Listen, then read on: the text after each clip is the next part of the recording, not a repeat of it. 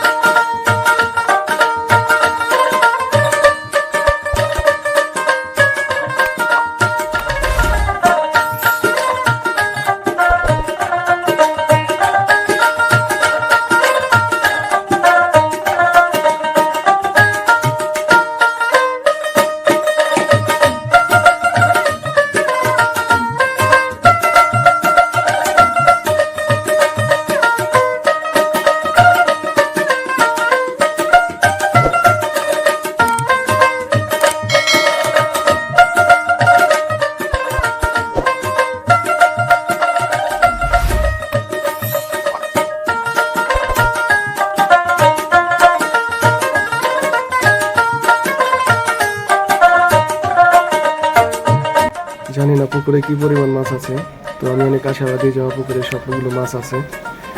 তো দেখা যাক টান দিয়ে কি অবস্থা, মাছ আছে কিনা।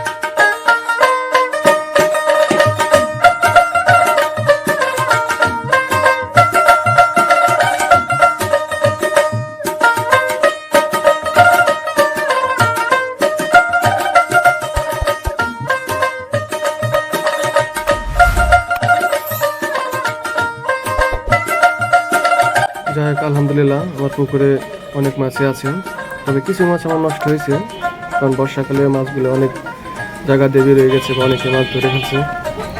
আলহামদুলিল্লাহ অনেক মাছই আছে আমার পুকুরে।